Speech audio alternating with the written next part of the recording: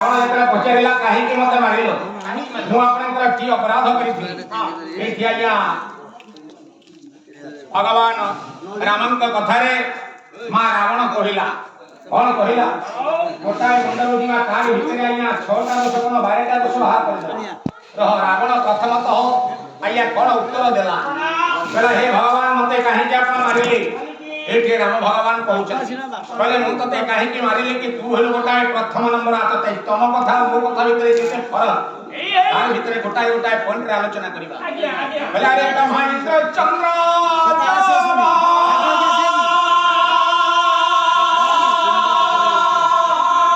भाईना खाता पके गोटिया मंदर टिपिकली देखो रावणर गोटिए दोष नाही रावणर गोटे दोष नाही गोटाए दोष नाही सेता को काई हरण कला काई कि से हरण कला इति आगो बोले सब जानिया सुंदर कथा वस्तु ताको घर भाई ब्रह्मा इंद्र चंद्र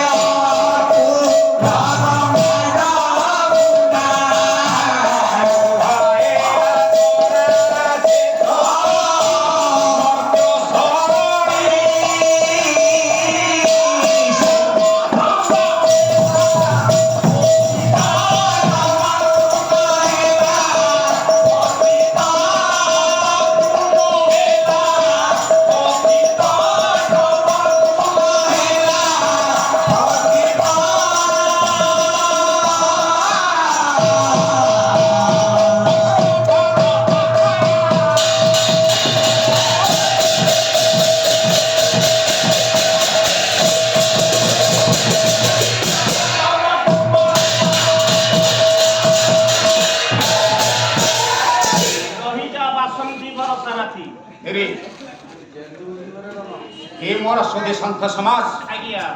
माँ माने मोर आज देखा आपण मान या भितर अनेक कथा कहि आपण मान अनुरोध घंटे 1.5 घंटा बसिबा पाला सुनिबा पुराण जिज्ञासा सुनिबा दर्शन सुनिबा नहीं रहिला हमें प्रसाद माध्यम झोर से दिन राम भगवान प्रश्न करि देले बोले हे दशानन मु तुमको काहे के मारी काहे तमे गोटाई आपत्ति कौन ना तमे आज सारा पृथ्वीर 3 पुरर जनता को तमे आज दंड दैछ कौन है रावण पछे लगला हे भगवान मु कहा को दंड दैछ कहा मु हे त्रिपुरा विजय दशानन तीनटा को पुर को जय करिछ आपन को गार सभापति आया न्याय करिबा आपन को गार सभापति आनंद मौसा जदि से कहा दंड दियंती अवसर दंड दियंती सारा गारे तक निंदा करिबनी पाख पड़िसे निंदा करिबी सभापति के रावण हला तेने भगवान राजा बिना दोष दंड ना हला हे भगवान मु हले तेने पुरा राजा कहा कोई रावण बिना दोष दंड दबाटा सिखिनी ता जीवन रे से सिखिनी कहा बिना दोष दंड दबो ना ब्रह्मा इंद्र चंद्र जब गोटाए मुंडरू जाउची देखन यार चार कोन फेंटुचो तार भीतर कथा भाई प्रथम तो हतमे ब्रह्मा को काहे के दंड दो से तो पितामह से है पितामह देवता मानकर जेजोबा समस्तकर बंधु बापा जो कथाटा कहबो फिटेई के को लोक बुझन मारे ताको फिटुनी काहे के ना हमें जदी जने बलबद्ध लोक को दंड दबाया बुढ़ा सब दिन मो पाखरे बसी के भागवत करू की भाषा कोन कहि आड़े लोक आया निंदा करी तेना कहले से पितामह आपण ताको काहे के दंड देले काहे के देले ଏଠି ରାବଣ କହିଲା କହିଲା ମୁଁ କଣ ବ୍ରହ୍ମାଙ୍କ ମନକୁ ଦଣ୍ଡ ଦେଇଛି ମନକୁ ଦଣ୍ଡ ଦେଇଛି ତାର ଗୋଟେ ଦୋଷ ଅଛି ଆରେ ସେ ଦୋଷଟା କଣ ଆଜ୍ଞା ଆପଣଙ୍କର କବି ସମ୍ରାଟ ବହି ବହି ଲାବଣ୍ୟବତୀ ପରିଷ୍କାର କବି ସମ୍ରାଟ ଉପେନ୍ଦ୍ର ଭଞ୍ଜ ବହି ହେଲା ଲାବଣ୍ୟବତୀ ରାଗ ହେଲା ଧନାଶ୍ରୀ ଆଉ ପରିଷ୍କାର କହିଲେ କିଏ କିଏ ରାବଣ କହିଲା ମୁଁ ବ୍ରହ୍ମାଙ୍କୁ ମନକୁ ଦଣ୍ଡ ଦେଇନି ସେ ବୁଢା ହେଲେ ବି ଗୋଟାଏ ଦୋଷ କରିଛି ବ୍ରହ୍ମା କି ତମେ ଗୋଟେ ବେଦତମ ମୋହର ଉତ୍ପତ୍ତି ତମେ କେତେ ବଡ ଭୁଲ କଲ କେତେ ବଡ ଭୁଲ ନା ସେ ଭୁଲଟା କଣ ହେଲା ରେ ସୁରସ ଭାରେ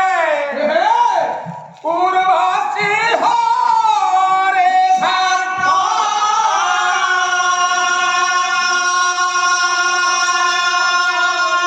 ସୁରସ ଭାରେ ପୂର୍ବସି ହରେ ଭାତ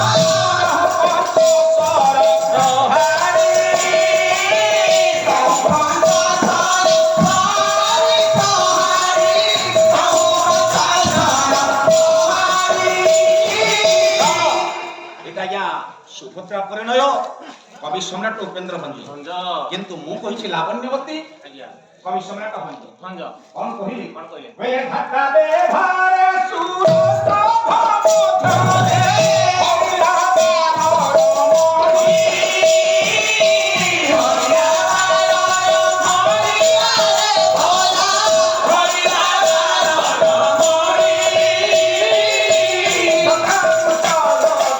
मोहि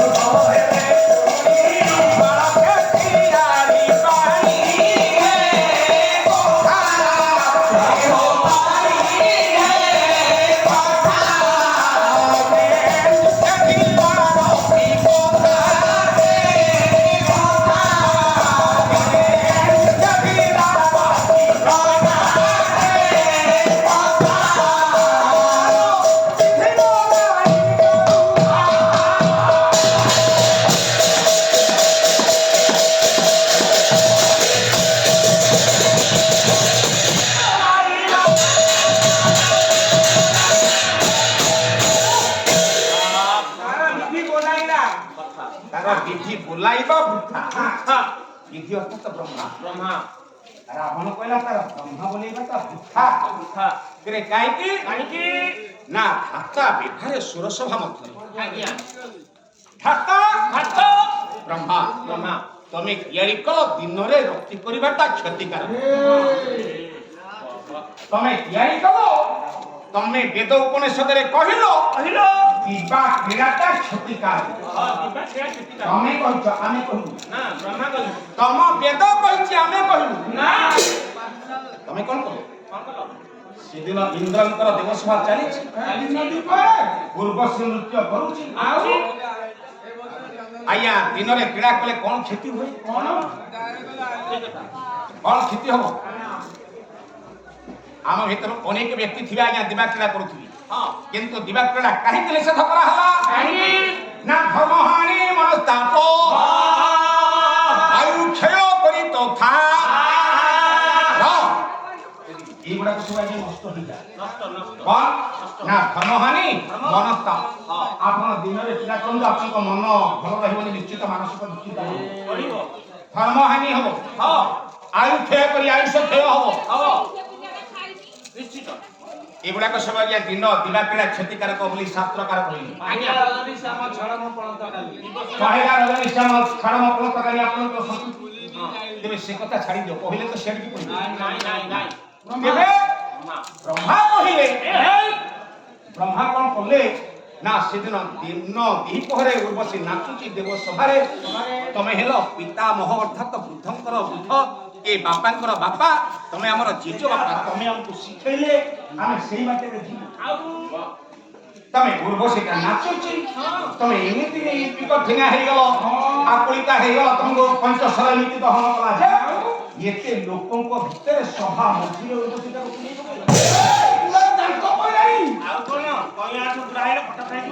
विराट दोष कल तुम बड़ भूल कल से ब्रह्मा को मु दंड देली কি কহিପାରିବ ମୁଁ ହେଲି ତିନି ଭୁବନର ରାଜା ରାଜା ଆଜି ଗୋଟାଏ ଗୋଟାଏ ପ୍ରଶ୍ନ ମତେ କରିବ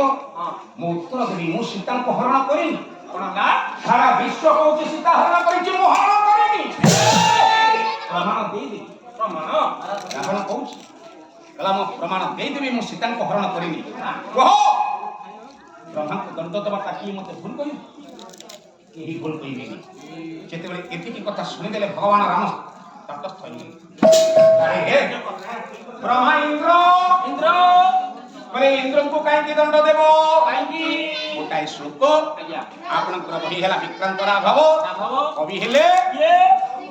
ଆଜ୍ଞା ସ୍ୱାଇଁ ମହୋଦୟ ହଁ ଉପମା ବିନା ମଟରରେ କଣ କହିଲେ କହିଲେ ବିଧାଗ୍ନି ବିଣଉ ଚନ୍ଦ୍ର ସମାଜ ରକ୍ଷା କୁବେର ଆସ ପଶ୍ଚ ରସ ଆର୍ତେ ଇଏ ତବ ଭକ୍ତ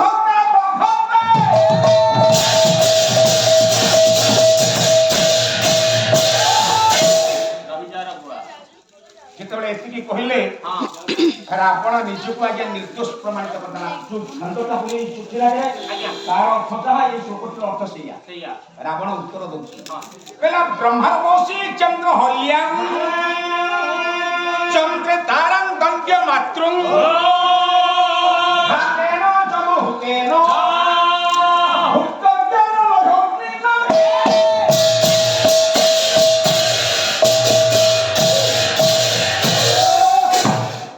ବ୍ରହ୍ମାଙ୍କୁ ଏଇଥିପାଇଁ ଦଣ୍ଡ ଦେଲି ସେ ଉର୍ବଶୀଙ୍କୁ ହରଣ କଲା ବ୍ରହ୍ମାର ବସି ତାହେଲେ ତମେ ଚନ୍ଦ୍ରଙ୍କୁ କାହିଁକି ଦଣ୍ଡ ଦେବ ଇନ୍ଦ୍ରଙ୍କୁ କାହିଁକି ଦଣ୍ଡ ଦେବ କାହିଁକି ଦେଲ ନା ଚନ୍ଦ୍ର ହଲ୍ୟାଂ ଅହଲ୍ୟାଂ କବି ସମ୍ରାଟ ଭଞ୍ଜ ବହି ହେଲା ଆପଣଙ୍କର ବୈଦେହୀ ସେବା ସେଦିନ କଣ କଲେ ଅହଲ୍ୟାଙ୍କୁ ଯେତେବେଳେ ଆଜ୍ଞା ଗୌତମଙ୍କ ସାଥିରେ ବିବାହ ଦେଇ ଦେଉଛନ୍ତି ଅହଲ୍ୟାଙ୍କ କଥା କଣ କହିବା ଅହଲ୍ୟାଙ୍କୁ ଯେତେବେଳେ ବିବାହ ଦେଇ ଦେଉଛନ୍ତି ଗୌତମ ମହର୍ଷି ଆଜ୍ଞା ଇନ୍ଦ୍ର ଆଉ ସୂର୍ଯ୍ୟ କଣ କଲେ ଲାଳାୟିତ ଥିଲେ ବିବାହ କରିବା ପାଇଁ ଦିନେ ପୁରା ଭ୍ରମଣରେ ଯାଇଛନ୍ତି ଛାଡ଼ିକି ମୁଁ ଯାଉନି ନା, କାହିଁକି? କାହିଁକି ହଁ। ଆଜ୍ଞା ଦଣ୍ଡ ଦେଲେ ହଁ ଇନ୍ଦ୍ରଙ୍କୁ କାହିଁକି ଦଣ୍ଡ ଦେଲେ ଇନ୍ଦ୍ରଙ୍କର ଦୋଷଟା କଣ ଖାଲି କଥାଟା ଉତ୍ଥାପନ କରୁଛି ଆଜ୍ଞା ଯେତେବେଳେ ବିବାହ ଦଉଛନ୍ତି ହଁ ସୂର୍ଯ୍ୟଙ୍କ ମନରେ ଯୋଉ କାମନା ଥିଲା ଲା ଯେ ଏଇ ଅପରୂପ ସୌନ୍ଦର୍ଯ୍ୟମୟୀ ନାରୀକି ମୁଁ ଅଙ୍କଶାୟିନୀ କରିବି କରିବି ସେଥିରୁ ସୂର୍ଯ୍ୟ ନିବର୍ତ୍ତି ହେଇଗଲେ ହଁ। କାହିଁକି କାହିଁକି କବି ସମ୍ରାଟ ଭଞ୍ଜ ବହି ହେଲା ବୈଦେହୀ ବେଳା ଲା बोला रे ब्राह्मण दया है ये तपन निवारी तपन निवारी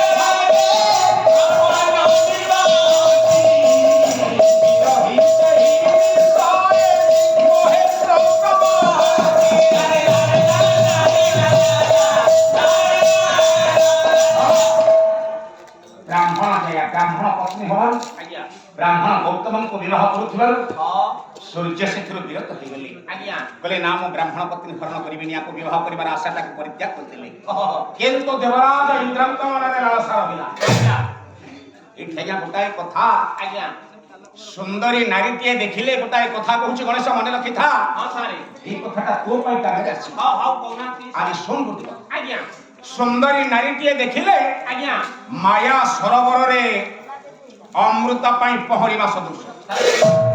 ମାୟା ତାର ପଇସା ବାସନା ହେଲାଣି ମତେ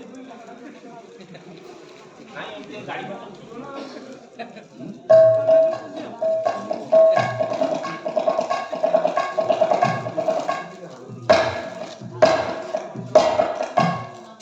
ସ୍ୱୟଂଜିତ ପଟ୍ଟନାୟକ ତାଙ୍କର ଚକ୍ଷୁ ବ୍ୟାଧି ହେଇଛି ଏବଂ ଏ ପୁଷ୍ପମାଲ୍ୟଟା ଅର୍ପଣ କରିଛନ୍ତି ଆମର ମନୋଜ ବାବୁ ତାଙ୍କର ଏବଂ ସ୍ୱୟଂଜିତ ପଟ୍ଟନାୟକଙ୍କର ସେ ଭଗବାନ ସତ୍ୟ ସନାତନ ସତ୍ୟନାରାୟଣ ଯେମିତି ଭଗବାନ ଅନ୍ଧକୁ ଚକ୍ଷୁଦାନ ଦେଇଥିଲେ ସେମିତି ତାକୁ ଚକ୍ଷୁଦାନ ଦିଅନ୍ତୁ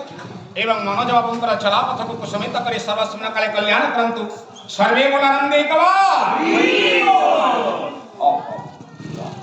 ତାହେଲେ ହଁ ମାୟା ସରୋବରରେ ଆଜ୍ଞା ଅମୃତ ପାଇଁ ପହଁରିବା ସଦୃଶ ମାୟା ପୁଷ୍କରିଣୀ ଆଜ୍ଞା ହେଇଥିବ ତା ଭିତରେ ଅମୃତ ପାଇଁ ଗଲେ ଆଜ୍ଞା। ଆଜ୍ଞା ପୋଖରୀଟା ତ ମାୟା ସେ ଅମୃତ ମିଳିବ ନା ନା ଯଦି ସେ ଅମୃତ ଖାଇଲ ମଲ କାହିଁକି ନା ସେଟା ମାୟା ପୋଖରୀ ମାୟା ଯଦି ନ ଖାଇଲ ବି ମଲ ଭଲ সে অমৃত খাইলে মল ন খাইলে মল মল। সুন্দরী নারীটিଏ ଦେଖିକିରେ ଲାଳାୟିତ ହବାଟା ଠିକ ଆଜ୍ଞା ସେମିତି ଇନ୍ଦ୍ର ତେଣୁ ଇନ୍ଦ୍ର କଣ କଲେ ସେଠୁ ଆଜ୍ଞା ଏ ବିରତ ହେଲେନି ମାୟା ପୋଖରୀରେ ପହଁରିବାକୁ ତାଙ୍କର ଇଚ୍ଛା ହେଲା ରେ ତମେ ହଉଛ ଦେବରାଜ ଇନ୍ଦ୍ର ତମ ଦେହରେ କାହିଁକି ଏତେ କାମନା ଜଳା ହେଇଗଲା ସେ ବ୍ରାହ୍ମଣଙ୍କ ସ୍ତ୍ରୀ ଋଷି ଘରେ ନାହିଁ ସକାଳୁ ଯାଇଛନ୍ତି ତର୍ପଣ କରିବାକୁ ତମେ ପାହାନ୍ତିଆ ପହରୁ ପହରୁ ତମେ ଗୌତମଙ୍କ ରୂପ ଧରି ତାଙ୍କର ଅଙ୍ଗଲାବଣ୍ୟକୁ ଉପଭୋଗ କରିବ ବୋଲି ପଳେଇ ଯାଇଛ ଏ ମା ଆସି କଲେ କଣ ନା ଆଜ୍ଞା ଅହଲ୍ୟାଙ୍କ ସାଥିରେ କ୍ରୀଡ଼ା କରି ଫେରିଗଲା ବେଳେ ଗୌତମ ତେଣୁ ହାବୁଡେ ପଡିଗଲେ ଗୌତମ ଯେତେବେଳେ ହାବୁଡେ ପଡିଗଲେ ଇନ୍ଦ୍ର କଣ କଲେ ନା ବୃଷ ଦଶ ରୂପେ ପଳାୟିତ ମୁନି ଆସୁ ଭଞ୍ଜ କହିଲେ ବୃଷ ଦଶ କହିଲେ ଆଜ୍ଞା ବିରାଡ଼ି ଗୋଟାଏ ବିରାଡ଼ି ରୂପ ଧରି ଝରକା ବାଟରେ ଯେତେବେଳେ ଇନ୍ଦ୍ର ବାହାରି ପଡିଲେ ଗୌତମଙ୍କ ଆଖି ପଡିଗଲା ଆରେ ହେ କିଏ କିଏ ତପସ୍ୟା ବଳରେ ଗୌତମ ଜାଣିପାରିଲେ ଦେବରାଜ ଇନ୍ଦ୍ର ନିଜ ଶରୀର ଧରନ୍ତେ ଗୌତମ ଅଭିଶାପ ଦେଇଦେଲେ କହିଲେ ହେ ଦେବରାଜ ଇନ୍ଦ୍ର ତମେ ନାରୀର ଯୋଉ ଯୋନି ଲୋଭରେ ତାତୃଷ କର୍ମ କଲ ମୁଁ ତୁମକୁ ଅଭିଶାପ ଦଉଛି ତମ ସର୍ବାଙ୍ଗରେ ସହସ୍ର ଯୋନି ହେଇଯାଉ ଯୋନି ଲମ୍ପଟ ଦୁଷ୍ଟାତ୍ମାନ ଯେତେବେଳେ ଗୌତମ ଅଭିଶାପ ଦେଇଦେଲେ ଇନ୍ଦ୍ରଙ୍କ ଦେହରେ ଆଜ୍ଞା ଇନ୍ଦ୍ରଙ୍କଠୁ ବଳିକିରି ଅସୁନ୍ଦରିଆ ଲୋକ କେହି ନାହିଁ ଇଏ ଦେବରାଜ ଇନ୍ଦ୍ର ହେଇପାରନ୍ତି ଆଗରୁ ସୁନ୍ଦର ଥିଲେ କିନ୍ତୁ ଏବେ ଆଜ୍ଞା ଦେବରାଜ ଇନ୍ଦ୍ର ଭାରି ଅସୁନ୍ଦରିଆ ଆଉ କଣ ତାଙ୍କଠୁ ବଳିକିରି ଅସୁନ୍ଦର ପୁରୁଷ ଜଗତରେ କେହି ନାହିଁ କାହିଁକି ନା ତାଙ୍କ ଦେହରେ ଯେତେବେଳେ ସହସ୍ର ଯୋନି ହେଇଗଲା ତାଙ୍କୁ ଲାଜ ମାଡ଼ିଲା ସେ ଯାଇ ପଦ୍ମନାରାୟଣରେ ଲୁଚିଲେ ଦେବତା ମାନେ ପ୍ରାୟଶ୍ଚିତ କଲେ ବ୍ରହ୍ମାକୁ କହିଲେ ବ୍ରହ୍ମା ଗଲେ ସେ ହଜାର ଯୋନିକି ଆଜ୍ଞା ହଜାରେ ଆଖିରେ ପରିଣତ କଲେ ଇନ୍ଦ୍ରଙ୍କ ସାରା ଶରୀର ଯାକ ଆଖି ଆମ ମୁହଁରେ ଆଜ୍ଞା ଯୋଡ଼ାଏ ଆଖି ଯଦି ଏ ଗାଲରେ ଦିଟା ଆଖି ମୁଣ୍ଡରେ ଗୋଟେ ଆଖି ଗୋଠରେ ଗୋଟେ ଆଖି କାନ୍ଧରେ ଗୋଟେ ଆଖି ହାତରେ ହଜାରେ ଆଖିଟି ଦେହ ସାରା ରହିବ ଯଦି ଚାରିଆଡେ ଆଖି ରହିବ ସେ ଲୋକଟା ଆଜ୍ଞା କଣ ଦେଖାଯିବ ଆଉ କଣ ତାକୁ ଫଟୋ ଉଠେଇ ବାୟେରେ ମାରିଦେ ମାନେ ପୋକ ଲାଗେ ପୋକ ରହିବେନି ଆଜ୍ଞା ଚାରିଆଡେ ଆଖି ରହିଲେ କଣ ହବ ସେ ଲୋକଟା ଭାରି ଅସୁନ୍ଦରିଆ ଇନ୍ଦ୍ର ସେଇ ଦିନଠୁ ଅସୁନ୍ଦରିଆ ହେଇଗଲା ଇନ୍ଦ୍ର ଆଉ ସୁନ୍ଦର ହେଇ ରହିଲେ କହିଲେ ଏଇଥିପାଇଁ ମୁଁ ଇନ୍ଦ୍ରକୁ ଦଣ୍ଡ ଦେଲି ତମେ ଜଣେ ରାଜା ହେଇ ବ୍ରାହ୍ମଣ ପ୍ରତି ପ୍ରତି ତମେ ଲୋଭ ରଖିଲ ଆଉ ଦଣ୍ଡ ଦେବାଟା ଆମର ଭୁଲ ନା ଠିକ ନା ଚନ୍ଦ୍ର ତମେ ଚନ୍ଦ୍ରକୁ କାହିଁକି ଦଣ୍ଡ ଦେବ କାହିଁକି ଦେଲ ଚନ୍ଦ୍ରକୁ କାହିଁକି ଚନ୍ଦ୍ରକୁ ଦଣ୍ଡ ଦେବ ଏଠି ରାବଣ କହୁଛି ମୁଁ ଚନ୍ଦ୍ରକୁ କାହିଁକି ଦଣ୍ଡ ଦେଲି ଚନ୍ଦ୍ର ଯଦି ଆକାଶରେ ଉଦୟ ନହେଲେ କାକର ମାମା ବର୍ଷା ନ କରିବେ ଆମର ଫସଲ ହବ ଚନ୍ଦ୍ର ଦେବତା ହେଲେ ଆଜ୍ଞା ଶସ୍ୟର ଦେବତା ତାଙ୍କୁ କାହିଁକି ଦଣ୍ଡ ଦେଲ ନା ଚନ୍ଦ୍ର ଯେତିକି ଭୁଲ କଲା କେହି କରିବେନି ଇଏ ତାଠୁ ଆହୁରି ଗୁରୁତର ଭୁଲ କଲା ନା ଏ ଚନ୍ଦ୍ର ଆଜ୍ଞା କୋଉ ଗୁରୁତର ଭୁଲ କଲେ ନା ଏ ଗୁରୁ ଗୋଟାଏ ଗୁରୁ ଯିବା ପରିଷ୍କାର କରିଥିଲା ବଳାଇ ମାନସ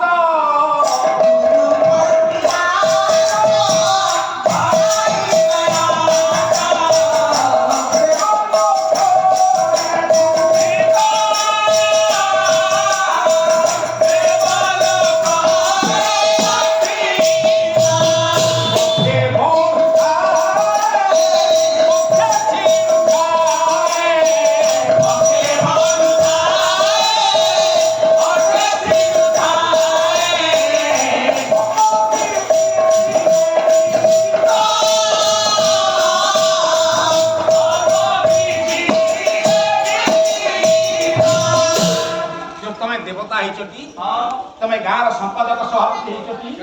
ତମେ ଆଗ ନ୍ୟାୟଟା ଠିକ ରଖୁନ ଲୋକମାନଙ୍କୁ ଅନୁସରଣ କରିବେ ଆଉ କଣ ତମେ ତ ନ୍ୟାୟ ଠିକ ରଖିବନି ଗୋଟେ ଗୋଟେ ପଦବୀ କାହିଁ ମାରି ବସିଛ ଓ ଆରେ ତମେ ତ ନିଜ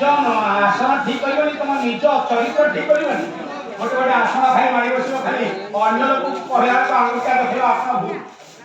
ମୁଁ ଆଡେ କିଛି ଚିନ୍ତା ତିନିଟା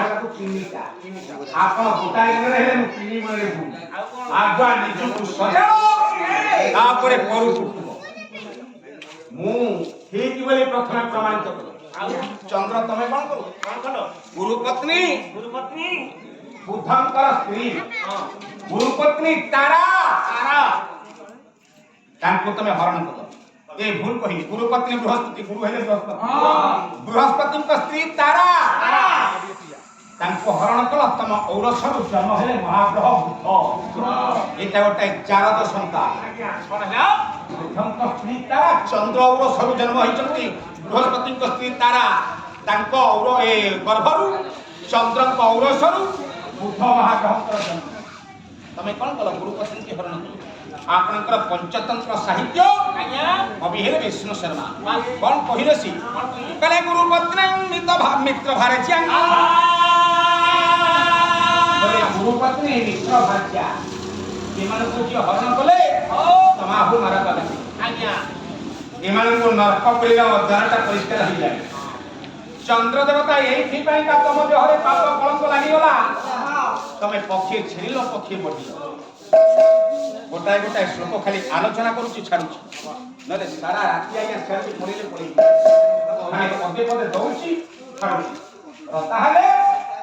ଗୁରୁପତ୍ନୀ ମିତ୍ର ଭାଗ୍ୟା ୟାଙ୍କୁ ଯିଏ ଆଜ୍ଞା ମିତ୍ରର ସ୍ତ୍ରୀ କିଛି ହରଣ করে ଗୁରୁଙ୍କ ସ୍ତ୍ରୀ କିଛି ହରଣ করে ତାକୁ ଆଜ୍ଞା ତିନି ଜଗତରେ ଥାନ ନାହିଁ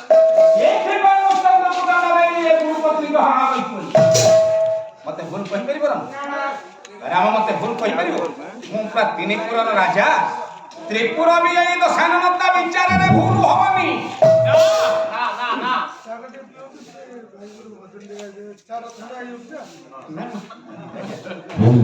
ନା